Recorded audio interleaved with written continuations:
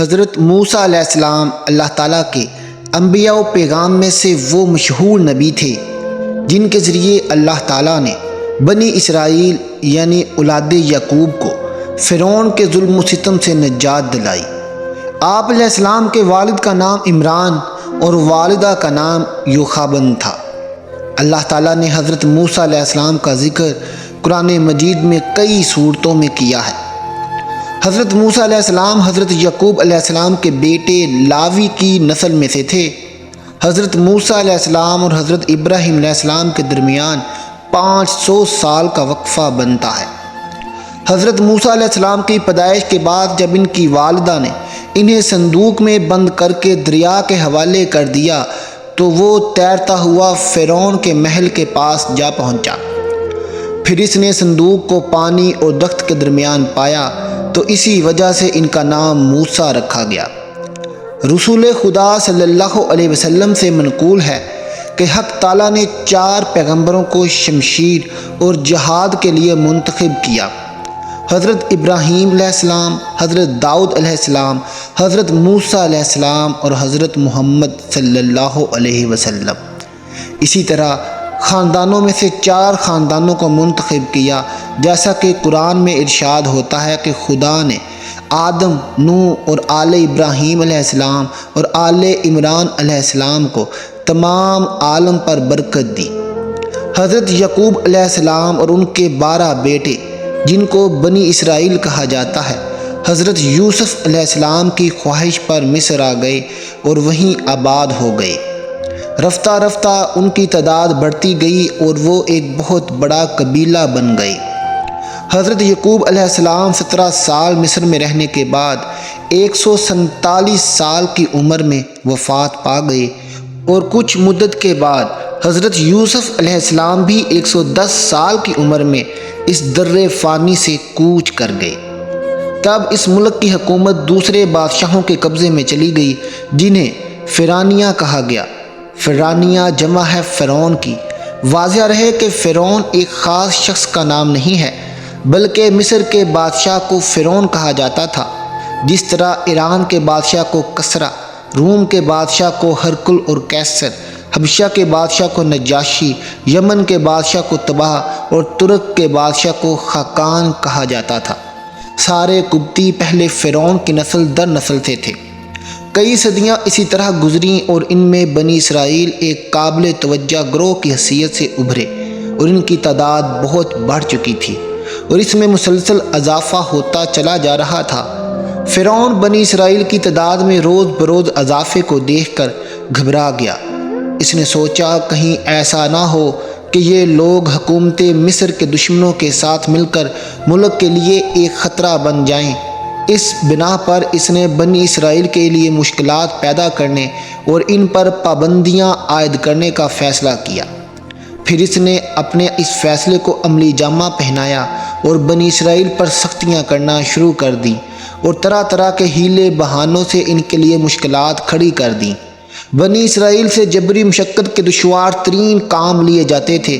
کسی سے ذاتی خدمت لی جاتی، کسی سے کھیتی باڑی کرائی جاتی اور کسی سے گارا اور اینٹوں کا کام لیا جاتا، اور جو کام کرنے کے قابل نہ ہوتا تھا اس سے بھاری بھرکم جزیہ وصول کیا جاتا تھا، جس کے ادا نہ کرنے پر اسے سخت سزا دی جاتی تھی۔ اور ان سب مظالم میں سے سب سے بڑا ظلم یہ تھا کہ ان کے بیٹوں کو قتل کر دیا جاتا اور بیٹیوں کو خدمت گزاری کے لیے زندہ چھوڑ دیا جاتا تھا۔ بنی اسرائیل کے بچوں کو قتل کرنے کی کیا وجہ تھی، اس کے بارے میں ایک اور روایت میں ملتا ہے کہ ایک بار فرعون نے ایک خواب دیکھا کہ بیت المقدس کی جانب سے آگ کا ایک زبردست شعلہ آیا جس نے مصر کے قبطی خاندان کے تمام گھروں کو جلا کر بھسم کر دیا، مگر بنی اسرائیل کے گھروں کو کوئی نقصان نہیں پہنچا۔ جب اس نے اپنے درباریوں اور کہنوں سے اپنی اس خواب کی تعبیر دریافت کی تو انہوں نے اسے بتایا کہ بنی اسرائیل میں ایک لڑکا پیدا ہوگا جس کے ہاتھ سے تو بھی تباہ ہوگا اور تیری سلطنت بھی برباد ہوگی۔ فرعون نے اس حادثے کی پیش بندی کرنا چاہی اور اپنے اہلکاروں کو حکم دیا کہ بنی اسرائیل میں جو لڑکا بھی پیدا ہو وہ اسے مار ڈالیں اور لڑکیوں کو زندہ رہنے دیں۔ اس طرح اس نے بنی اسرائیل کے بے شمار لڑکوں کو قتل کروایا۔ اس کا خیال تھا کہ اس طرح وہ تکبیر خداوندی کے آگے باندھ دے گا اور حکم الہی کو جاری نہیں ہونے دے گا۔ تاہم پروردگار عالم کو یہی منظور تھا کہ حضرت موسیٰ علیہ السلام ایسے ہی خطرناک ماحول میں پیدا ہوں اور ان کے ہاتھوں فرعون کی سلطنت نیست و نابود ہو کر رہے۔ حضرت موسیٰ علیہ السلام کی والدہ گھر میں بیٹھی تھی کہ ان کو درد زہ شروع ہو گیا۔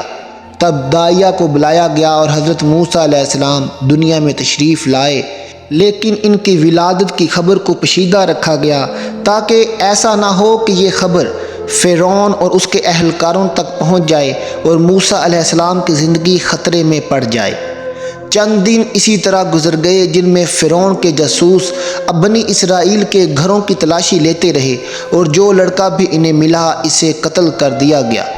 ظاہر ہے کہ ان حالات میں حضرت موسیٰ علیہ السلام کی حفاظت کرنا بڑا مشکل کام تھا۔ اس موقع پر خدا نے ان کی والدہ کو یہ ترکیب سمجھائی کہ وہ حضرت موسیٰ علیہ السلام کو ایک صندوق میں رکھیں، اس پر تارکول لگائیں اور اسے دریائے نیل میں ڈال دیں تاکہ خدا کا فرمان جاری ہو۔ چنانچہ حضرت موسیٰ علیہ السلام کی والدہ نے ایک صندوق تیار کروایا، اپنے پیارے بیٹے کو اس میں لٹایا اور اسے نیل کی لہروں کے سپرد کر دیا۔ پھر یہ چھوٹی سی کشتی نیل کے پانی پر تیرنے لگی اور ہر دوسری جگہ کو چھوڑتی ہوئی فرعون کے محل کے پاس آ پہنچی۔ جب وہ صندوق فرعون کے محل کے قریب سے گزرا تو شاہی خادموں نے اس صندوق کو دریا سے نکال کر شاہی محل میں فرعون کی بیوی آسیہ کے سامنے پیش کر دیا۔ فرعون کی بیوی آسیہ نے جب صندوق کھولا اور کپڑے میں لپٹے ہوئے حضرت موسیٰ علیہ السلام کا معصوم چہرہ نظر آیا تو اس کے دل میں آپ علیہ السلام کی شدید محبت پیدا ہو گئی۔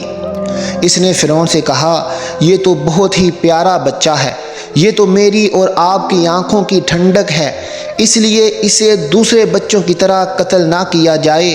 بہت ممکن ہے کہ یہ بچہ ہمیں کوئی فائدہ پہنچائے یا ہم اسے اپنا بیٹا ہی بنا لیں۔ حضرت موسیٰ علیہ السلام کی بہن دور سے اس پر نظر جمائے ہوئے تھیں کہ دیکھیں اس صندوق کو اور بچے پر کیا گزرتی ہے۔ جب انہوں نے دیکھا کہ صندوق فرعون کے محل میں پہنچا دیا گیا ہے تو وہ بے حد پریشان ہوئی، لیکن خدا تعالیٰ کی لامحدود رحمت نے حضرت موسیٰ علیہ السلام پر اپنا سایہ ڈالا اور اس کی مہربانی سے وہ ہر طرح کی تکلیف سے محفوظ رہے۔ چنانچہ اپنی بیوی کے اصرار پر فرعون بچے کو قتل کرنے سے باز آ گیا، لیکن ان کے لیے ایک پریشانی یہ بنی کہ بچے کا رونا بند نہیں ہو رہا تھا۔ اس پر بہت سی عورتوں کو اسے دودھ پلانے کے لیے لایا گیا، لیکن اس نے کسی کا دودھ نہ پیا۔ تب موسیٰ علیہ السلام کی بہن جو سب کچھ دیکھتی چلی آ رہی تھی وہ وہاں پہنچی اور کہنے لگی، کیا تم لوگ یہ چاہتے ہو کہ میں تمہیں ایک ایسے گھر کا پتہ بتاؤں جس کے رہنے والے تمہارے بچے کو پالنے، دودھ پلائیں اور اس کے ساتھ بہترین سلوک کریں؟ یہ کہہ کر وہ اپنی والدہ کو دربار میں لے آئیں۔ بچہ ہمک کر ماں کی گود میں آیا اور آرام سے دودھ پینے لگا۔ جو خدا کا وعدہ پورا ہوا اور حضرت موسیٰ علیہ السلام اپنی والدہ کے پاس پہنچ گئے۔ جب حضرت موسیٰ علیہ السلام کی شیر خوارگی کا زمانہ ختم ہو گیا تو ان کی والدہ انہیں فرعون کے محل میں چھوڑ آئی، جہاں فرعون کی خدمت کار ہر وقت ان کی خدمت کے لیے کمر بستہ رہتے تھے۔ اس طرح انہوں نے اپنے لڑکپن کا زمانہ فرعون کے محل میں بڑے آرام سے گزارا۔ جب وہ جوانی کو پہنچے تو خدا تعالیٰ نے انہیں علم و حکمت سے نوازا اور نبوت کے منصب پر فائز کیا۔ اللہ تعالیٰ کے احسانات کو مد نظر رکھتے ہوئے موسیٰ علیہ السلام نے مظلوموں اور بے کسوں کی مدد اور حمایت کرنے کا عزم کیا۔ انہوں نے طے کر لیا کہ وہ ہر دکھی دل کا دکھ دور کریں گے اور ہر حاجت مند کی حاجت پوری کریں گے۔ وہ بنی اسرائیل جو حضرت موسیٰ علیہ السلام کے قبیلے والے تھے اس وقت فرعون کے ظلم و ستم کے چنگل میں گرفتار تھے اور ان سب کی نگاہیں حضرت موسیٰ علیہ السلام پر جمی ہوئی تھیں۔ ایک دن جب حضرت موسیٰ علیہ السلام فرعون کے محل کو جا رہے تھے، انہوں نے عین راستے میں دیکھا کہ دو شخص آپس میں لڑ رہے ہیں۔ ان میں سے ایک فرعون کی قوم کا آدمی تھا اور دوسرے کا تعلق بنی اسرائیل سے تھا۔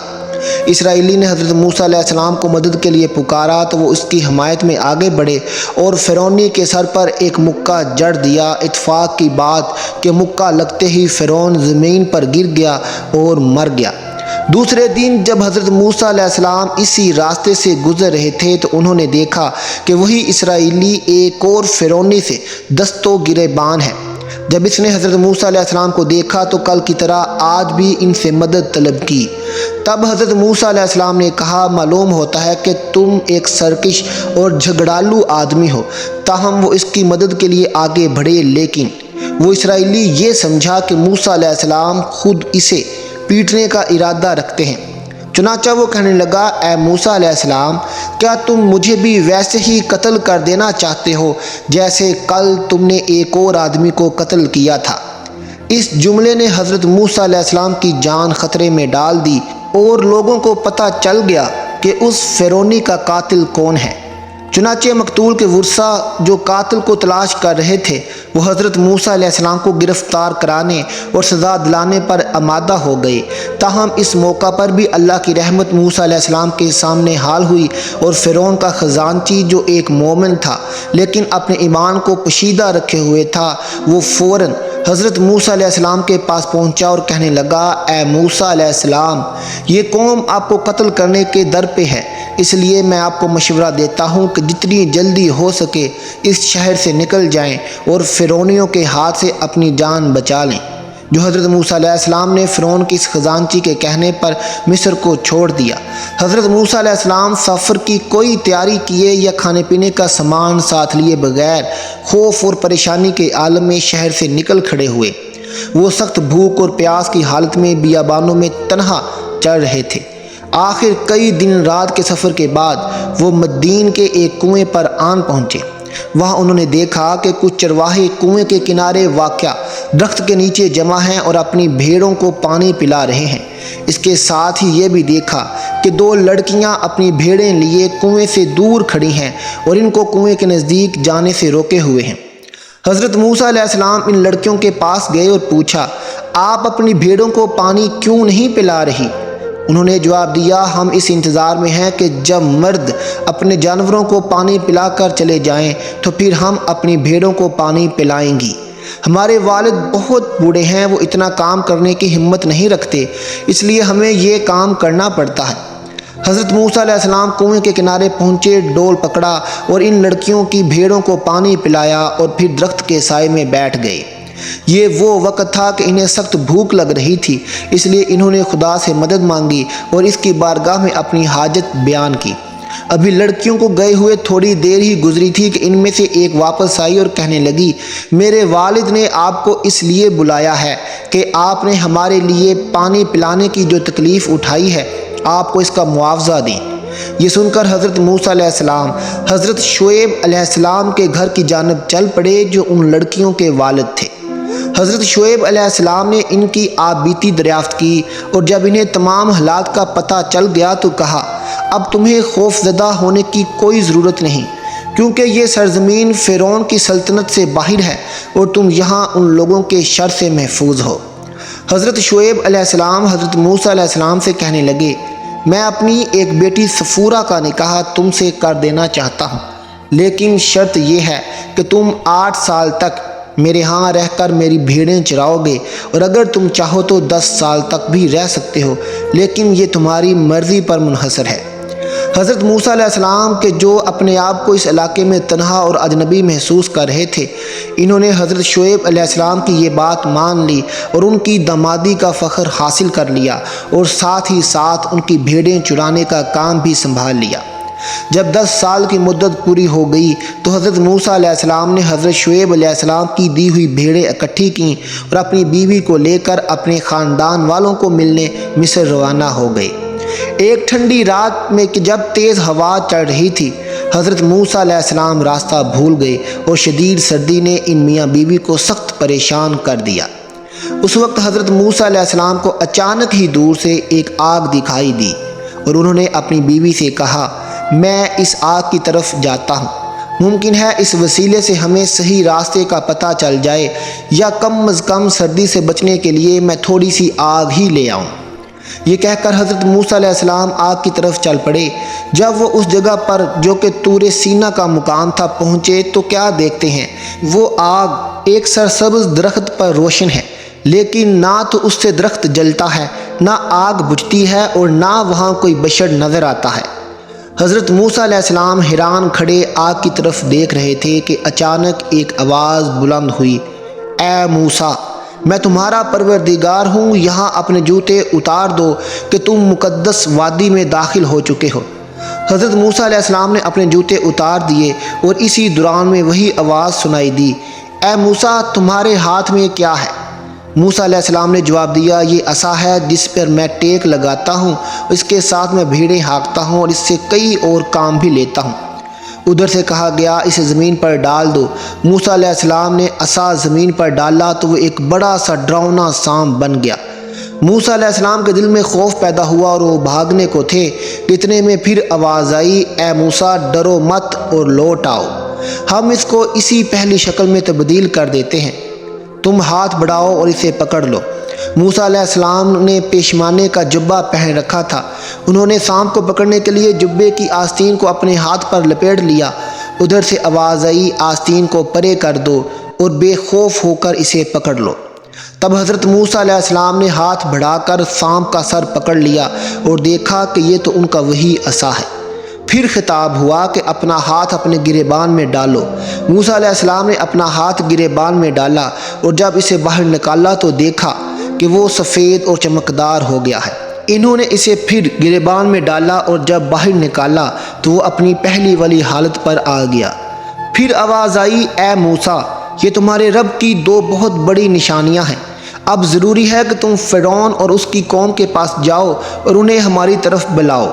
حضرت موسیٰ علیہ السلام نے عرض کیا، اے پروردگار، میں نے فرعون کی قوم کے ایک آدمی کو مار ڈالا تھا، اس لیے ڈرتا ہوں کہ کہیں وہ مجھے قتل نہ کر دیں۔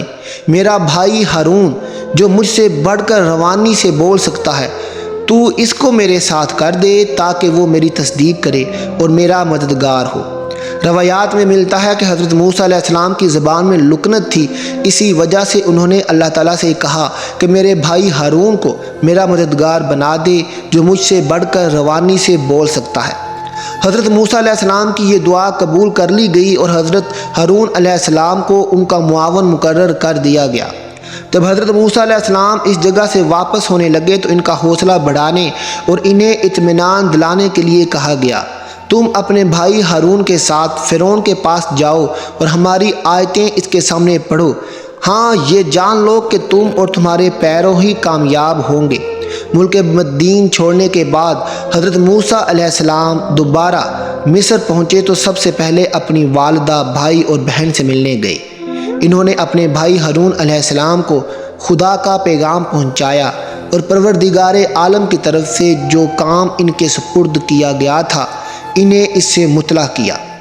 پھر دونوں بھائی فرعون کے دربار میں جانے کے لیے تیار ہو گئے، لیکن حضرت موسیٰ علیہ السلام کی والدہ ان کی اس ماموریت کے باعث بے حد خوفزدہ تھی، کیونکہ فرعون جیسے ظالم کے آگے کلمہ حق بلند کرنا کوئی آسان کام نہ تھا۔ وہ چاہتی تھی کہ ان کے بیٹے اس کام سے باز رہیں، تاہم ان کے لیے اللہ کے حکم پر عمل کرنا اپنے بیٹوں کی زندگی سے زیادہ افضل تھا۔ لہٰذا وہ فرعون کے دربار میں گئے اور جس حقیقت کو بیان کرنے کے لیے انہیں مأمور کیا گیا تھا وہ اس کے کانوں تک پہنچا دی۔ حضرت موسیٰ علیہ السلام نے کہا، میں دونوں جہاں کے پروردگار کا بھیجا ہوا ہوں، لہذا مناسب یہی ہے کہ میں سچی بات کے علاوہ کچھ نہ کہوں۔ میں خدا تعالیٰ کی طرف سے واضح دلیل کے ساتھ تمہاری رہنمائی کے لیے آیا ہوں، پس اب تم بنی اسرائیل کو تمام پابندیوں سے آزاد کرو اور انہیں میرے ساتھ جانے دو۔ فرعون نے انہیں حقارت کی نگاہ سے دیکھا اور کہا، تمہارا خدا کون ہے؟ حضرت موسیٰ علیہ السلام نے جواب دیا، ہمارا پروردگار وہ ہے جس نے اپنی مخلوق کو اچھی سے اچھی صورت کے ساتھ پیدا کیا اور ان کو اس زندگی کے مقاصد کی ہدایت فرمائی۔ فرعون نے کہا، جب تم ابھی بچے ہی تھے تو کیا ہم نے تمہاری پرورش نہیں کی، تمہارے آرام کے وسائل فراہم نہیں کیے اور پھر کئی سال تک تم ہمارے گھر میں نہیں رہے، تو اب یہ دعویٰ جو تم کر رہے ہو اس کی کیا حیثیت ہے؟ حضرت موسیٰ علیہ السلام نے جواب دیا، اچھا اب تم یہ احسان جتا رہے ہو کہ تم نے اپنے گھر میں میری پرورش کی تھی، حالانکہ اس کی وجہ بھی تمہارا وہ ظلم اور سخت گیری تھی جو تم بنی اسرائیل پر کرتے چلے آ رہے ہو۔ اگر ایسا نہ ہوتا تو میری ماں اس بات پر مجبور نہ ہوتی کہ مجھے دریائے نیل میں پھینک دے اور رنج و حسرت کے ساتھ میری جدائی برداشت کرے۔ فرعون نے کہا، یہی نہیں بلکہ وہ تمام احسانات کہ جو ہم نے تم پر کیے، ان کے باوجود تم نے ہمارے ایک آدمی کو قتل کیا اور اس جرم کے بعد یہاں سے فرار ہو گئے۔ حضرت موسیٰ علیہ السلام نے جواب دیا، اس دن یہ واقعہ اچانک پیش آ گیا تھا، تاہم خدا نے مجھے اپنے خاص احسان و کرم کا موڑ ٹھہرایا اور مجھے عہدہ نبوت سے سرفراز فرمایا۔ فرعون نے کہا، اگر تم میرے علاوہ کسی اور کو اپنا خدا ٹھہراؤ گے تو میں تمہیں قید کر دوں گا۔ چونکہ فرعون اور حضرت موسیٰ علیہ السلام کے درمیان یہ گفتگو عام لوگوں کے سامنے ہوئی تھی، لہذا اس سے فرعون کے روپ اور دبدبے میں بہت حد تک کمی آ گئی۔ تب اس نے اپنے کچھ کارندوں کو شہر کے گلی کوچوں میں بھیجا تاکہ وہ لوگوں کو اس غلط فہمی میں مبتلا کریں کہ فرعون ضروری تیاری کر کے موسیٰ علیہ السلام کے خدا سے لڑنے آسمان پر جا رہا ہے۔ علاوہ ازیں حامان کو یہ حکم دیا کہ وہ ایک بہت بلند عمارت تعمیر کریں تاکہ فرعون اس کو استعمال کرتے ہوئے حضرت موسیٰ علیہ السلام کے خدا سے لڑنے جائے۔ چنانچہ لوگوں کو اس غلط فہمی میں مبتلا کرنے کا حربہ کسی حد تک مؤثر ثابت ہوا اور ان کے دلوں میں فرعون کے خدا ہونے کا یقین قائم رہا۔ ممکن ہے کہ فرعون خود بھی اپنی ان احمقانہ باتوں پر یقین رکھتا ہو، یا شاید وہ اس حد تک نادان نہ تھا اور اس نے محض لوگوں کو بیوقوف بنانے کے لیے ہی یہ ڈرامہ رچایا تھا۔ فرعون نے حضرت موسیٰ علیہ السلام کو نیچا دکھانے کے لیے دھمکیاں دینا شروع کیں اور کہا، اگر تم اپنے دعووں سے دستبردار نہیں ہوگے اور میرے علاوہ کسی اور کو خدا مانو گے تو میں تمہیں قید خانے میں ڈال دوں گا۔ حضرت موسیٰ علیہ السلام نے کہا، اگرچہ میرے پاس اپنی حقانیت کے بارے میں واضح دلیل موجود ہے، پھر بھی فرعون نے کہا، تمہاری دلیل کیا ہے؟ حضرت موسیٰ علیہ السلام نے اپنا عصا زمین پر ڈالا اور وہ ایک بہت بڑا اژدہا بن گیا۔ فرعون اسے دیکھ کر بھونچتا رہ گیا اور کہنے لگا، کیا تمہارے پاس کوئی اور معجزہ بھی ہے؟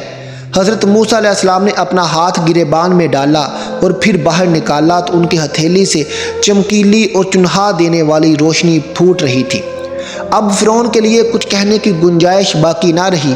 اگر وہ قلب سلیم کا مالک ہوتا تو ان معجزوں اور خدائی نشانیوں کے آگے سر تسلیم خم کر دیتا اور سرکشی اور بغاوت سے باز آ جاتا، لیکن اقتدار کا نشہ اس کے دل اور روح پر اس قدر چھایا ہوا تھا کہ اب بھی اسے اپنی کامیابی کی امید تھی۔ اس نے حضرت موسیٰ علیہ السلام پر جادوگری اور شعبدہ بازی کی تہمت لگائی اور لوگوں سے کہا، موسیٰ اور ہارون دونوں بھائی بہت بڑے جادوگر ہیں جو چاہتے ہیں کہ اپنے جادو کے زور سے تمہیں اس ملک سے نکال دیں۔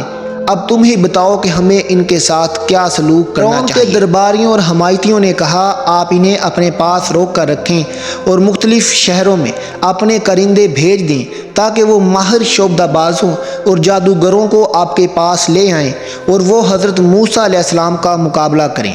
ان کی یہ تجدید فرعون کو بڑی پسند آئی اور اس نے حکم دیا کہ پورے شہروں میں سے شعبدہ بازوں اور جادوگروں کو حاضر کیا جائے۔ چند ہی دنوں میں بہت سے جادوگر اور شعبدہ باز دربار میں حاضر ہو گئے اور انہوں نے حضرت موسیٰ علیہ السلام کا مقابلہ کرنے پر آمادگی کا اظہار کر دیا۔ پھر اس مقابلے کے لیے ایک دن مقرر کر دیا گیا اور اس کا انتظام ایک ایسی جگہ پر کیا گیا جہاں ہزاروں تماشائیوں کے بیٹھنے کی گنجائش تھی۔ مقابلے کا دن آیا اور ان شعبدہ بازوں نے اپنا جادو دکھانا شروع کیا۔ انہوں نے میدان میں چند ایسی ہی رسیاں پھینکیں کہ جن میں پارا بھرا ہوا تھا۔ جب ان پر دھوپ پڑی تو پارا پھیلنے کی وجہ سے وہ حرکت کرنے لگیں۔ وہ لوگوں کو یوں دکھائی دیتی تھیں جیسے کہ بڑے بڑے اور خطرناک سانپ چڑھ رہے ہیں۔ شعبدہ بازوں کو اپنی کامیابی کا اتنا یقین تھا کہ وہ بے اختیار کہنے لگے، فرعون کی عزت کی قسم کہ کامیابی اور فتح ہماری ہے۔ جب جادوگروں نے اپنا جادو اور شعبدہ بازی کی بہترین کرتب دکھا کر لوگوں کو حیرت میں ڈال رکھا تھا، اس وقت حضرت موسیٰ علیہ السلام نے اپنا عصا زمین پر پھینکا تو اس نے ایک بہت بڑے اژدہے کی شکل اختیار کر لی، اس کے ساتھ ہی اس اژدہے نے جادوگروں کے بنائے ہوئے تمام سانپوں کو نگل لیا اور اس میدان میں ان کی رسیوں کا نام و نشان بھی باقی نہ رہا۔ جب شعبدہ بازوں نے یہ دیکھا کہ ان کے عمل کا حضرت موسیٰ علیہ السلام کے عمل سے کوئی مقابلہ ہی نہیں ہے، نیز یہ کہ وہ جادو کے فن میں ماہر تھے، اور وہ سمجھ گئے کہ حضرت موسیٰ علیہ السلام کا عصا خدا کی جانب سے ایک معجزہ ہے اور انسان کا اس میں کوئی دخل نہیں ہے، لہذا وہ سب کے سب سجدے میں گر گئے اور کہنے لگے، ہم تو حضرت موسیٰ علیہ السلام اور ہارون علیہ السلام کے خدا پر ایمان لے آئے ہیں۔ فرعون نے کہا، کیا تم میری اجازت سے قبل ہی ایمان لے آئے ہو؟ بے شک وہ تمہارا استاد اور سردار ہے جس نے تمہیں جادو سکھایا ہے۔ میں ابھی ابھی تمہیں اس عمل کی سزا دوں گا، تمہارے ہاتھ پاؤں مخالف سمتوں سے کاٹ ڈالوں گا اور تمہیں سولی پر لٹکا دوں گا۔ انہوں نے جواب دیا، اس میں ہمارا کوئی نقصان نہیں، کیونکہ ہم خدا کی طرف لوٹ جائیں گے اور ہمیں امید ہے کہ وہ ہمارے گناہ بخش دے گا اور ہم پر رحمت فرمائے گا۔ فرعون نے شعبدہ بازوں کے معاملے میں بھی شکست پاش کھائی اور لوگوں کے عقائد میں ایک عجیب ادب استحکام پیدا ہو گیا۔ جب اس نے دیکھا کہ وہ حضرت موسیٰ علیہ السلام کے مقابلے میں ہار گیا ہے تو اس نے اپنے درباریوں کے مشورے سے حضرت موسیٰ علیہ السلام کو قتل کرا دینے کا فیصلہ کیا، لیکن اس سبب سے کہ ہر دور میں حق کے کچھ نہ کچھ حامی اور مددگار ضرور ہوتے ہیں۔ فرعون کی قوم کا ایک آدمی کہ جو اپنے ایمان کو پشیدہ رکھے ہوئے تھا، وہ حضرت موسیٰ علیہ السلام کا دفاع کرنے کے لیے اٹھ کھڑا ہوا۔ اس نے بڑی سنجیدگی سے حضرت موسیٰ علیہ السلام کی طرفداری کی اور کہا، یہ قتل مناسب نہیں کہ تم ایک شخص کو اس جرم کی بنا پر قتل کر دو کہ وہ خدا پرست ہے، جبکہ اس کے پاس اپنی سچائی کو ثابت کرنے کے لیے واضح دلائل بھی موجود ہیں۔ اگر تم سمجھتے ہو کہ اس نے جھوٹا دعویٰ کیا ہے تو اس میں تمہارا کوئی نقصان نہیں اور اس کا گناہ اس کی گردن پر ہوگا، لیکن اگر وہ سچ کہتا ہے تو تم پر خدا کا عذاب نازل ہوگا۔ خدا بھی جھوٹے لوگوں کی ہدایت نہیں کرتا۔ فرعون کے برے ارادوں سے حضرت موسیٰ علیہ السلام کی سرگرمیوں میں کوئی کمی واقع نہ ہوئی اور انہوں نے تبلیغ کا کام پوری شد و مد سے جاری رکھا۔ تاہم بنی اسرائیل پر فرعون کی سختی بڑھتی چلی گئی اور اس کی سرکشی اور بغاوت میں اضافہ ہوتا گیا۔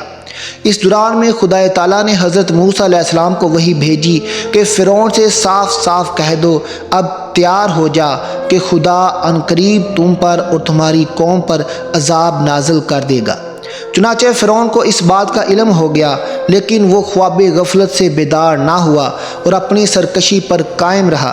مگر خدا تعالیٰ تو اپنے بندوں پر بے حد مہربان ہے، اس لیے اس نے اس سرکش قوم کو اپنے عذاب کے کچھ نشان دکھائے تاکہ وہ اس کی بارگاہ کی طرف لوٹ آئیں اور توبہ کر لیں۔ پھر ہوا یہ کہ خشک سالی آئی اور پھل ناپید ہو گئے۔ اس کے بعد سیلاب آیا اور ہر طرف تباہی پھیل گئی۔ ٹڈی دل نے حملہ کیا اور فصلیں برباد ہو گئیں۔ پہلے جوئیں اور پھر مینڈک ان پر مسلط ہو گئے۔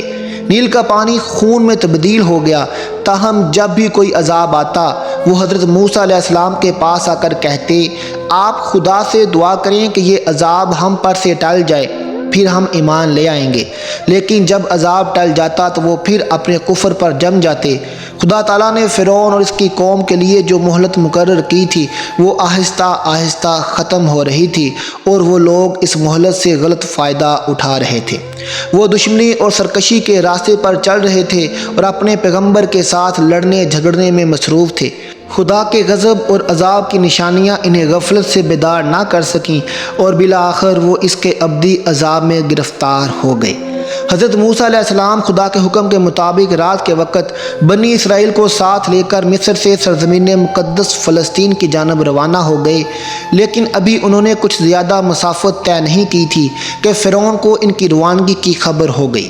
چنانچہ اس نے اپنے سپاہیوں کو جمع کیا اور حضرت موسیٰ علیہ السلام کے تعاقب میں چل کھڑا ہوا۔ بنی اسرائیل بحیرہ احمر کے ساحل پر پہنچ چکے تھے کہ ان کو فرعون کی فوج کے آثار نظر آنے لگے۔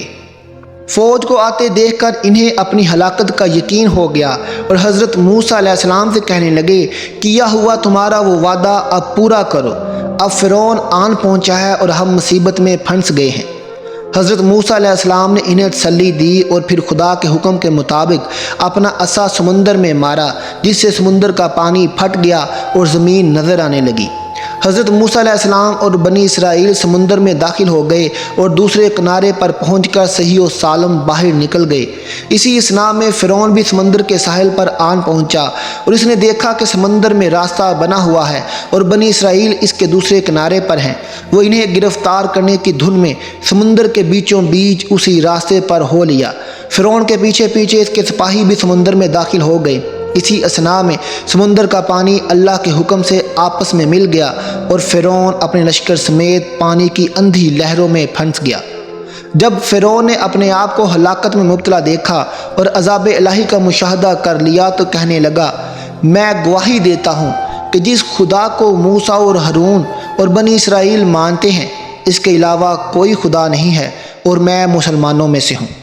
لیکن افسوس کہ وقت گزر چکا تھا اور اب اس کے ایمان لانے کا کوئی فائدہ نہ تھا، کیونکہ عذاب الہی کے نازل ہو جانے کے بعد ایمان لانا بے معنی ہوتا ہے۔ علاوہ ازیں یہ احتمال بھی ہے کہ فرعون حقیقتاً ایمان نہیں لایا تھا، بلکہ وہ چاہتا تھا کہ یہ جملہ ادا کر کے اپنے آپ کو بچا لے اور بعد میں کفر اور سرکشی اختیار کر لے، جیسا کہ پہلے بھی ایسا ہی ہوتا رہا تھا کہ جب بھی کبھی عذاب نازل ہوتا تو فرعونی لوگ حضرت موسیٰ علیہ السلام سے کہتے، ہم ایمان لے آئے کہ ہمیں اس عذاب سے رہائی مل جائے، لیکن جب عذاب ٹل جاتا تو وہ اپنے کفر پر دوبارہ جم جاتے۔ بہرحال فرعون اور اس کے لشکر کی زندگی کی بساکھ لپیٹ دی گئی اور ان سرکش لوگوں نے سمندر کی گہرائیوں میں جانیں دے دیں۔ خدا نے باغی فرعون کا بے جان جسم اسی وقت سمندر کی لہروں کے ذریعے ساحل پر پھینک دیا تاکہ بنی اسرائیل اسے دیکھیں اور عبرت حاصل کریں۔ فرعون کو سمندر میں غرق کرنے کے بعد جب اللہ تعالیٰ نے اس کی لاش کو سمندر سے باہر پھینک دیا تو بنی اسرائیل بڑی مسرت کے ساتھ فرعون کے بے جان جسم کے پاس سے گزرے۔ انہوں نے دل و جان سے خدا کا شکر ادا کیا، اس نے انہیں فرعون کے شر سے رہائی بخشی اور اس سرکش انسان کو اس کی نافرمانی پر سخت سزا دی۔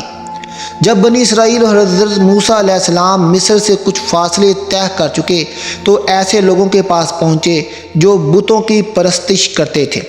چونکہ بنی اسرائیل اپنی زندگی مصر جیسے بت پرست ملک میں گزار چکے تھے اور وہ بتوں اور بت پرستی کے عادی ہو چکے تھے، اس لیے وہاں بت پرستی کا منظر دیکھ کر ان کے دلوں میں بھی بت پرستی کی خواہش جاگ اٹھی۔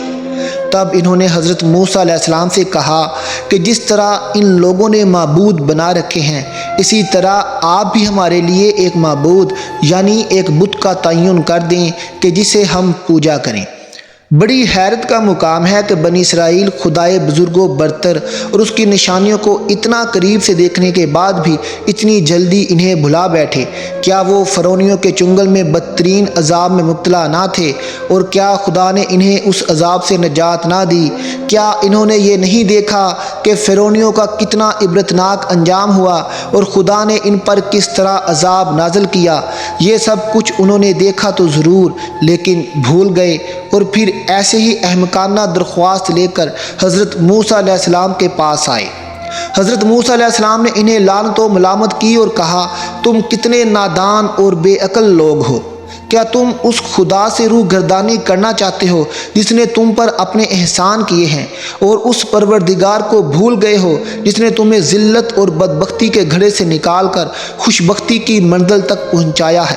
یہی تو سب سے بڑی نادانی ہے کہ کوئی شخص توانا اور بزرگ خدا کو تو چھوڑ دے اور بے جان چیزوں کے سامنے سر جھکائے اور عبودیت کا اظہار کرے۔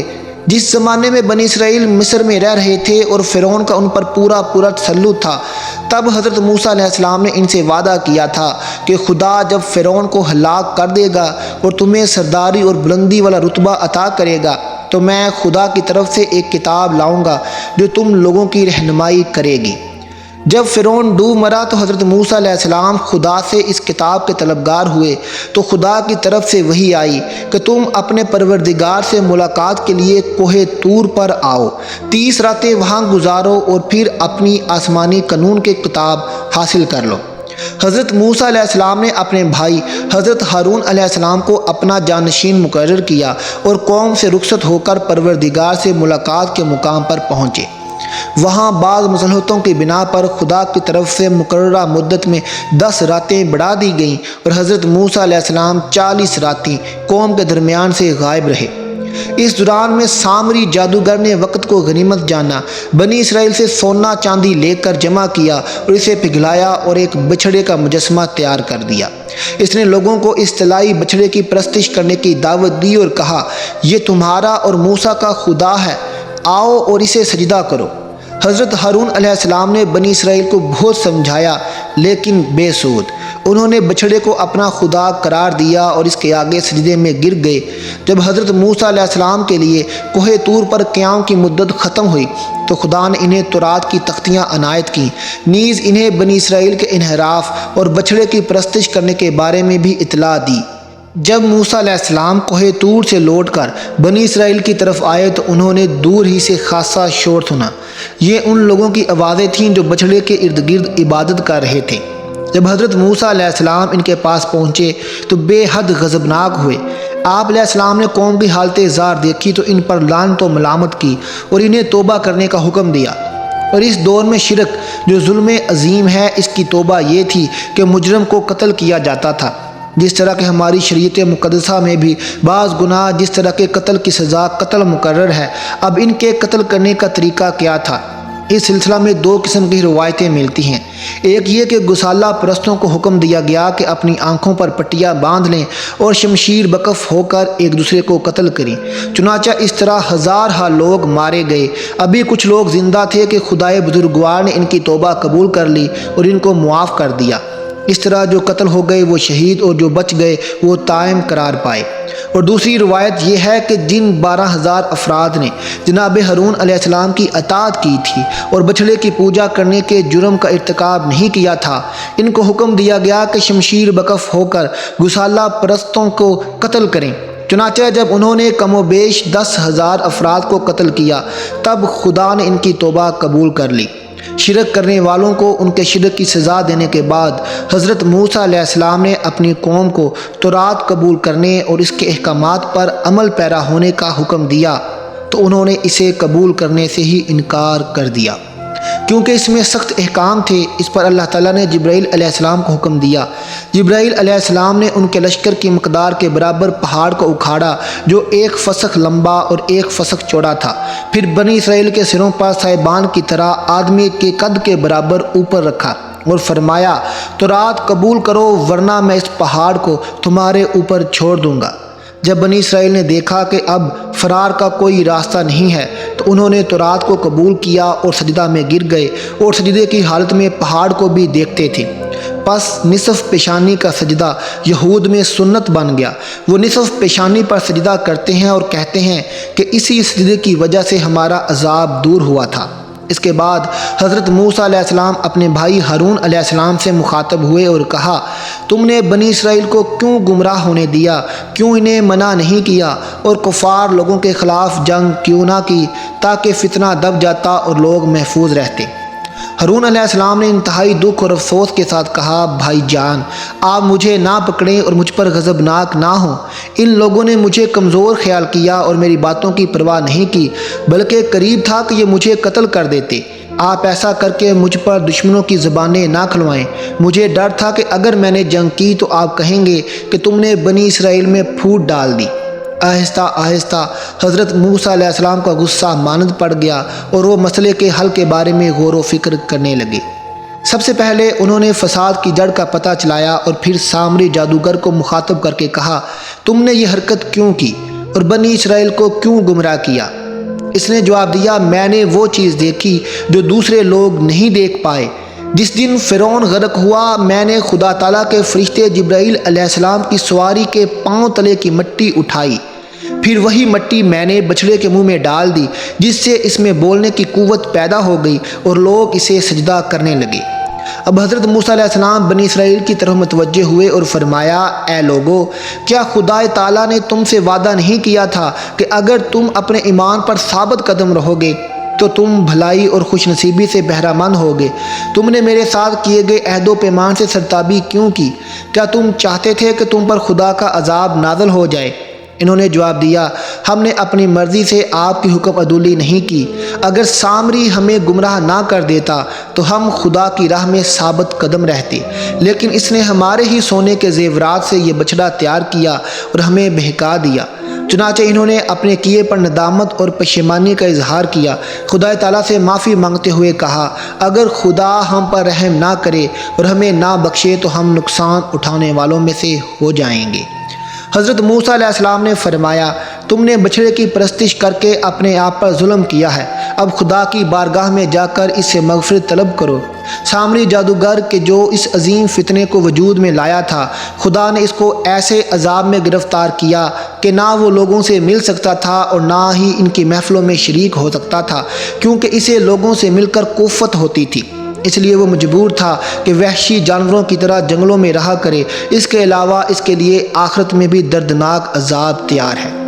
حضرت موسیٰ علیہ السلام نے طلائی بچھڑے کو آگ میں ڈال دیا اور اس کی راکھ سمندر میں پھینک دی۔ یوں انہوں نے اس جرم اور گناہ گار کے آثار مٹا دیے۔ جناب موسیٰ علیہ السلام نے ان لوگوں کو بشارت دی کہ تم لوگ اپنے آباء و اجداد کی سرزمین کنعان یعنی فلسطین اب واپس جاؤ گے اور وہاں خدا تمہیں بڑا اقتدار اور وقار عطا فرمائے گا۔ مگر جب اس اقتدار کے حاصل کرنے کی منزل قریب آئی، یعنی جب فرعون اور اس کے ساتھی غرق ہوئے اور بنی اسرائیل کو ان کے مظالم سے نجات ملی، تو جناب موسیٰ علیہ السلام نے ان سے کہا کہ کنعان چلو اور اس پر قابض قوم عمالقہ سے مقابلہ کرو اور ہرگز کسی قسم کی کمزوری نہ دکھاؤ اور دشمن کو پیٹھ نہ دکھاؤ، آخر فتح تمہاری ہوگی، کیونکہ خدا نے یہ زمین تمہارے لیے لکھ دی ہے۔ پس جب جہاد کا وقت آیا تو ان لوگوں نے بزدلی کا مظاہرہ کیا، جس کی تصویر کشی قرآن نے کی ہے، اور جس چیز نے ان لوگوں کی بزدلی میں اضافہ کیا اور جلتی پر تیل چھڑکا وہ یہ تھی کہ حضرت موسیٰ علیہ السلام نے فلسطین کی تازہ صورتحال معلوم کرنے کے لیے 12 آدمی روانہ کیے تھے۔ انہوں نے کچھ عرصہ وہاں قیام کیا اور قابض قوم کے حالات و واقعات کا جائزہ لیا، اور جب واپس آئے تو باوجود یہ کہ جناب موسیٰ علیہ السلام نے ان سے فرمایا تھا اپنے چشمدیدہ واقعات میں سے کوئی ایسا واقعہ بیان نہ کرنا جس سے قوم کا حوصلہ پست ہو، مگر ان 12 لوگوں میں سے 10 نے تو حکم عدولی کرتے ہوئے برملا بنی اسرائیل کے سامنے اس قوم کی قوت اور طاقت، قد کاٹ اور ان قلعوں کی مضبوطی کے واقعات کچھ اس انداز سے بیان کیے کہ ان لوگوں کے چھکے چھوٹ گئے، اور بالآخر بڑی جسارت کے ساتھ جناب موسیٰ علیہ السلام سے انہوں نے کہہ دیا کہ ہم ایسی قوم سے نہیں لڑ سکتے، اور شام کی سرسبز زمین، ٹھنڈے اور میٹھے پانی کے چشموں اور وہاں کے لہلہاتے باغات پر قبضہ کرنے اور ان سے لطف اندوز ہونے کے ذوق شوق میں اپنی زندگیوں سے ہاتھ نہیں دھو سکتے، اور اپنی بیویوں کو بیوہ اور بچوں کو یتیم نہیں بنا سکتے، ہم تو بس مصر جائیں گے۔ بہرحال ان 12 افراد میں سے صرف 2 اشخاص ایسے تھے جنہوں نے حضرت موسیٰ علیہ السلام کے حکم کی پابندی کرتے ہوئے لب کشائی نہیں کی تھی اور بنی اسرائیل کو عمالقہ کے اپنے چشمدیدہ حالات نہیں بتائے تھے۔ وہ اس موقع پر آگے بڑھے اور بنی اسرائیل کو سمجھانے اور ان کی ہمت بڑھانے کی بڑی کوشش کی، مگر وہ بے فائدہ رہی۔ مفسرین نے ان کا نام یوشع بن نون اور خالد بن یوحنا لکھا ہے۔ بہرحال انہوں نے حتی المکان قوم کو سمجھایا کہ نہ ڈرو اور قدم بڑھاؤ، شہر بیت المقدس کے دروازہ تک پہنچ جاؤ اور دشمن پر حملہ کرو۔ نصرت الہی اس طرح تمہارے حال میں شامل ہوگی کہ دشمن بھاگ جائے گا، تم غالب آ جاؤ گے اور کامیاب اور کامران ہو کر شہر میں داخل ہو جاؤ گے۔ مگر ان بزدلوں نے جب اپنے نبی کی بات نہیں سنی اور نہ مانی تھی تو ان کی بات کیا مانتے، اس لیے انہوں نے بڑا اکھڑا ہوا اور احمقانہ انداز میں جواب دیا کہ جب لڑنا ہی نہیں ہے، صرف دروازے شہر تک جانا ہے تو پھر ہمیں وہاں جانے کی کیا ضرورت ہے؟ بس آپ جائیں اور آپ کا پروردگار، اور دونوں جا کر لڑو، ہم تو یہیں بیٹھے ہوئے ہیں۔ بنی اسرائیل کے اس گستاخانہ جواب سے دل برداشتہ ہو کر حضرت موسیٰ علیہ السلام نے بارگاہ رب العزت میں عرض کیا، پروردگار، میں اپنی ذات اور بھائی کے سوا اور کسی پر اختیار نہیں رکھتا، پس تو ہی ہمارے اور اس نافرمان قوم کے درمیان فیصلہ کر دے۔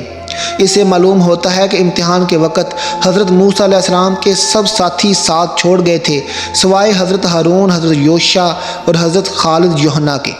اللہ تعالیٰ نے حضرت موسیٰ علیہ السلام کی دعا کو اس طرح شرف قبولیت بخشا کہ فرمایا، اب وہ سرزمین شام 40 سال تک ان پر حرام ہے، اب یہ اس سرزمین میں سرگرداں پھرتے رہیں گے، پس اس نافرمان قوم پر افسوس نہ کریں۔ چنانچہ اللہ تعالیٰ نے بنی اسرائیل کو اس لک و دک صحرا میں، جس کو صحرائے سینا کہا جاتا ہے، اس طرح مجبور اور محسود اور نظر بند کیا کہ پورے 40 سال تک وہ نہ شام جا سکے اور نہ واپس مصر لوٹ سکے۔ نہ کوئی فوج، نہ پولیس، نہ جیل خانہ، اور نہ اس کی بلند دیواریں، اور نہ اس کا کوئی آہنی اور مضبوط دروازہ، صرف مختصر سا خالی میدان جو مصر و شام کے درمیان ہے۔ اس میں خدا نے اس طرح ان کو قید کیا کہ 40 سال کی مسلسل جدوجہد کے باوجود نہ شام جا سکے اور نہ واپس مصر لوٹ سکے۔ ہوتا یوں تھا کہ سارے دن کے سفر کے بعد جب شام ہوتی تو پتہ چلتا کہ صبح جہاں سے چلے تھے پھر پھرا کر اسی جگہ واپس آن پہنچے ہیں۔ چونکہ حضرت موسیٰ علیہ السلام اور حضرت ہارون علیہ السلام بھی اس صحرا میں اپنی قوم کے ساتھ تھے، اس لیے انہی کی دعا و برکت سے اللہ تعالیٰ نے اس دیر اطاعت قوم کو مختلف ممار سے بھی نوازا تھا۔ اللہ تعالیٰ نے ان کے لیے پانی پینے کے لیے پتھر سے 12 چشمے جاری کیے اور کھانے کے لیے من و سلوہ نازل کیا، اور اس صحرا میں ان پر بادلوں کا سایہ کیا۔ اس طولانی مدت کے دوران حضرت موسیٰ اور حضرت ہارون علیہ السلام کی آسمانی ممولیت انجام کو پہنچی، اور خدا کے حکم سے وہ دونوں کوہ ہد پر گئے۔ وہاں جا کر حضرت ہارون علیہ السلام کی وفات ہو گئی، اور حضرت موسیٰ علیہ السلام نے ان کے جسد خاکی کو زمین میں دفن کر دیا۔ جب وہ بنی اسرائیل کے پاس واپس آئے اور انہیں ہارون علیہ السلام کی وفات کی اطلاع دی تو ان لوگوں نے حضرت موسیٰ علیہ السلام پر الزام لگایا کہ خود انہوں نے ہی ہارون علیہ السلام کو قتل کیا ہے۔ اس پر خدا نے بنی اسرائیل کی آنکھوں کے آگے سے پردے اٹھا دیے تاکہ وہ جان جائیں کہ ہارون علیہ السلام کو حضرت موسیٰ علیہ السلام نے قتل نہیں کیا۔ چنانچہ انہوں نے دیکھا کہ حضرت ہارون علیہ السلام صحیح و سالم زمین و آسمان کے درمیان ایک تخت پر بیٹھے ہیں۔ اس سے انہیں پتہ چل گیا کہ موت ان پر وارد ہوئی ہے۔ اس دوران بنی اسرائیل میں سے ایک مالدار آدمی کو اس کے بھتیجے نے اس لالچ میں قتل کر دیا کہ اسے مالدار کا چھوڑا ہوا مال مل جائے گا۔ اس آدمی کو قتل کرنے کے بعد اس کی لاش کسی اور کے دروازے پر پھینک دی، اور صبح کے وقت وہ بھتیجا روتا پیٹتا آ گیا اور جن کے دروازے پر لاش پڑی تھی ان سے لڑنے جھگڑنے لگا۔ اس طرح یہ معاملہ طول پکڑ گیا۔ آخر کار یہ معاملہ اللہ تعالیٰ کے نبی حضرت موسیٰ علیہ السلام کے پاس لایا گیا۔ آپ علیہ السلام نے اللہ تعالیٰ سے اس کے حل کے لیے دعا مانگی تو اللہ تعالیٰ نے بنی اسرائیل کو ایک گائے ذبح کر کے اس کے گوشت کا ایک ٹکڑا مقتول کے جسم پر لگانے کا حکم دیا۔ بنی اسرائیل نے اس گائے کے بارے میں کئی سوالات کیے کہ وہ کس عمر کی ہو، رنگ کیسا ہو۔ جس قدر وہ سوال کرتے گئے اس قدر مشکل میں پھنستے چلے گئے۔ آخر کار انہوں نے بھاری قیمت ادا کر کے اس گائے کو حاصل کیا اور اس کو ذبح کر کے اس کے گوشت کا ایک ٹکڑا مقتول کے جسم کو لگایا تو وہ وقتی طور پر زندہ ہو گیا اور اس نے بتا دیا کہ میرا قاتل کون تھا۔ اس طرح ایک مشکل مسئلے کو اللہ تعالیٰ نے حضرت موسیٰ علیہ السلام کے ذریعے حل کر دیا۔ اس طرح فرمان الہی ہے۔ اور اس وقت کو بھی یاد کرو جب موسیٰ علیہ السلام نے اپنی قوم سے کہا بے شک اللہ تمہیں ایک گائے ذبح کرنے کا حکم دے رہا ہے، تو انہوں نے کہا کیا آپ علیہ السلام ہم سے مذاق کر رہے ہیں؟ موسیٰ علیہ السلام نے کہا میں اللہ کی پناہ مانگتا ہوں کہ میں جاہلوں کی سی باتیں کروں۔ انہوں نے کہا اے موسیٰ علیہ السلام اپنے رب سے درخواست کیجئے کہ وہ ہم پر واضح کر دے کہ وہ گائے کیسی ہو۔ موسیٰ علیہ السلام نے کہا اللہ فرماتا ہے وہ گائے نہ بوڑھی ہو نہ بچیا ہو، نہ بلکہ درمیانی عمر کی جوان ہو، پس جو تمہیں حکم دیا گیا ہے اس پر عمل کرو۔ انہوں نے کہا اپنے پروردگار سے یہ بھی درخواست کیجئے کہ وہ ہمارے لیے اس گائے کے رنگ کی وضاحت کر دے۔ موسیٰ علیہ السلام نے کہا اللہ فرماتا ہے کہ وہ گائے ایسے زرد رنگ کی ہو جو دیکھنے والے کو خوش کر دے۔ انہوں نے کہا اے موسیٰ علیہ السلام اپنے رب سے ہمارے لیے اس کی مزید وضاحت کی درخواست کیجیے، کیونکہ ایسی گائے کا فیصلہ ہم پر مشکل ہو گیا ہے، اور اگر اللہ نے چاہا تو ہم ضرور اس کا پتہ لگا لیں گے۔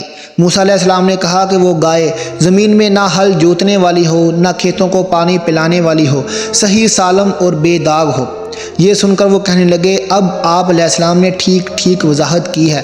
پس انہوں نے گائے کو ذبح کر دیا، حالانکہ امید نہ تھی کہ وہ گائے کو ذبح کر پائیں گے۔ اور اے بنی اسرائیل یاد کرو جب تم نے ایک شخص کو قتل کر دیا، پھر تم اس میں جھگڑنے لگے اور اللہ نے اسے ظاہر کرنے والا تھا جو تم چھپا رہے تھے۔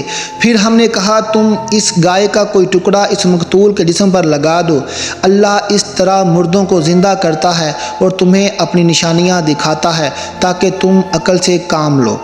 قارون حضرت موسیٰ علیہ السلام کا چچا زاد بھائی تھا۔ وہ بہت خوش الحانی سے تورات کی تلاوت کرتا اور انتہائی خوبصورت تھا، اس لیے لوگ اسے منور کہتے تھے۔ یہ ان 70 لوگوں میں سے تھا جنہیں اللہ تعالیٰ نے مناجات کے ساتھ چنا تھا۔ اس کے پاس بہت زیادہ خزانے تھے، یہاں تک کہ ان خزانوں کی چابیاں طاقتور نوجوانوں کی جماعت بمشکل سے اٹھاتی تھی۔ دولت کے گھمنڈ میں آ کر قارون نے اللہ تعالیٰ کی ناشکری کرنا شروع کر دی اور تکبر کرنے لگا۔ حضرت موسیٰ علیہ السلام نے اسے بہت سمجھانے کی کوشش کی، لیکن آپ علیہ السلام کی واعظ و نصیحت کا اس پر کوئی اثر نہیں ہوا۔ اللہ تعالیٰ کو اس کا غرور اور تکبر ناگوار گزرا اور اسے نشان عبرت بنا دیا۔ فرمان الہی ہے، بے شک قارون موسیٰ علیہ السلام کی قوم بنی اسرائیل میں سے تھا، مگر وہ اپنی قوم پر سرکشی کرنے لگا، اور ہم نے اسے اتنے خزانے دے رکھے تھے کہ ان کی چابیاں ایک طاقتور جماعت بمشکل اٹھا سکتی تھی۔ جب اس کی قوم کے لوگوں نے اسے کہا اتنا مت اتراؤ، بے شک اللہ اترانے والوں کو پسند نہیں فرماتا، اور اللہ نے جو مال و دولت تجھے دے رکھا ہے اسے آخرت کا گھر بنانے کی فکر کرو، اور دنیا میں سے بھی اپنا حصہ مت بھول، اور لوگوں سے ایسے ہی احسان کر جیسے اللہ نے تجھ پر احسان کیا ہے، اور زمین پر فساد پھیلانے کی کوشش نہ کر، بے شک اللہ فساد پھیلانے والوں کو پسند نہیں کرتا۔ قارون نے جواب دیا، یہ جو کچھ بھی مجھے ملا ہے اس علم کی بدولت ملا ہے جو میرے پاس ہے۔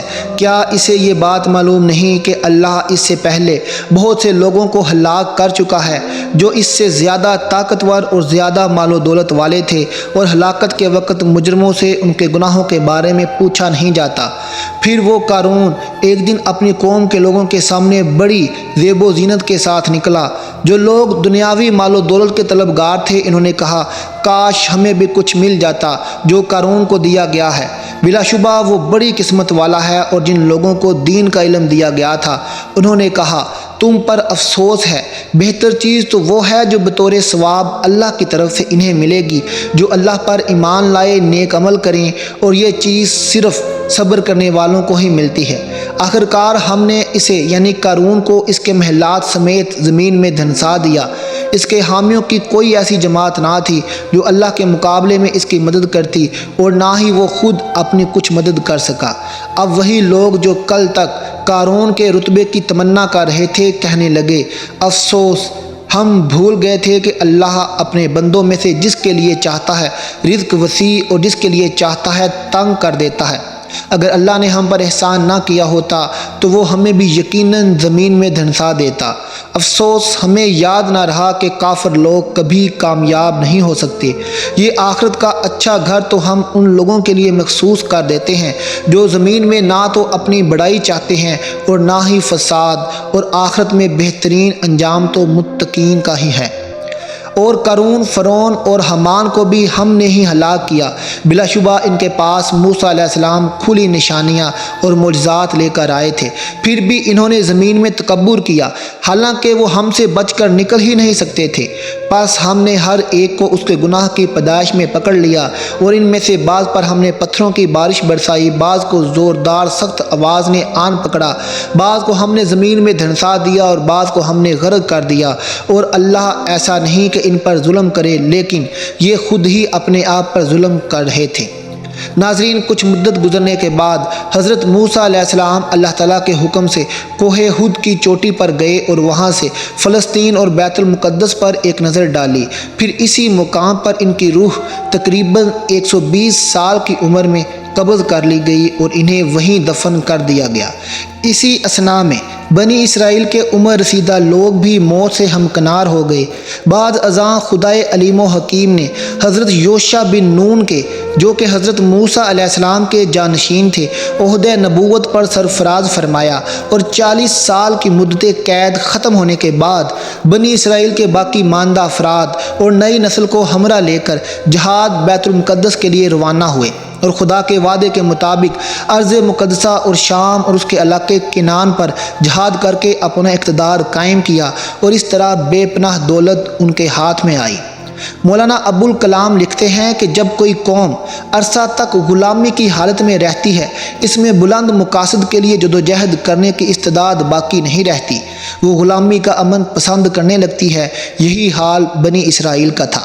اس پر حکم ہوا کہ تم 40 سال تک صحرائے سینا میں پڑے رہو۔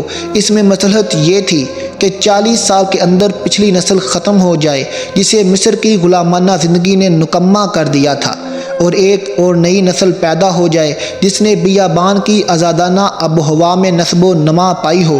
چنانچہ 40 سال کے بعد ایک نئی نسل قوت میں آ گئی، اور وہ نسل حضرت یوشع بن نون کی قیادت میں آگے بڑھی اور موجودہ سرزمین شام، مصر، کنعان پر قابض ہو گئی۔ ناظرین، یہ واقعہ 1520 قبل مسیح کی بات ہے۔ مصر پر فرعون بادشاہ منفتح ثانی کی حکومت تھی۔ بعض مفسرین نے ان کا نام منفتح بھی لکھا ہے، اور وہ اپنے والد رمسیس کے بڑھاپے کی وجہ سے عملاً حکمران بنا ہوا تھا۔ خدائی کے دعوے دار یہ بادشاہ بڑا ظالم اور جابر تھا۔ اس نے بنی اسرائیل کو اپنا غلام بنا رکھا تھا، حالانکہ وہ حضرت یوسف علیہ السلام کے زمانے سے وہاں رہائش پذیر تھے۔ حضرت یوسف علیہ السلام نے اپنے والد حضرت یعقوب علیہ السلام اور اپنے بھائیوں کے لیے ایک قطعہ زمین اس وقت کے فرعون بادشاہ ریان بن ولید سے حاصل کی تھی۔ حضرت یعقوب علیہ السلام کی یہی نسل بنی اسرائیل کہلائی جو مصر میں خوب پھلی اور پھولی۔ یہ لوگ حضرت یعقوب علیہ السلام کے دین کے پیروکار تھے، چنانچہ اس وقت اللہ کے نزدیک یہ سب سے بہترین جماعت تھی۔ انہوں نے فرعون کو سجدہ کرنے اور اسے اپنا رب ماننے سے انکار کر دیا تھا۔ اسی وجہ سے بادشاہ اور اس کے حواری ان پر ظلم و ستم کے پہاڑ ڈھاتے اور ان سے گھٹیا کام کرواتے۔ یاد رہے، فرعون کسی خاص شخص کا نام نہیں بلکہ مصر کے بادشاہوں کا لقب تھا۔ تاریخی حقائق کے مطابق 31 فرعونیہ خاندانوں نے مصر پر یکے بعد دیگرے حکومت کی۔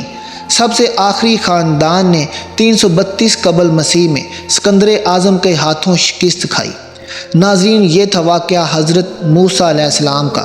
آپ کو کیسا لگا کمنٹ باکس میں ہمیں ضرور بتائیے گا۔ ہم نے بڑی ہی محنت سے آپ کے لیے یہ واقعہ تیار کیا ہے۔ اگر آپ کو اس ویڈیو کے متعلق کوئی بھی سوال ہو تو آپ ہمیں کمنٹ باکس میں پوچھ سکتے ہیں۔ اللہ تعالی ہم سب کا حامی و ناصر ہو۔ ملتے ہیں اگلی ویڈیو کے ساتھ۔ اللہ حافظ۔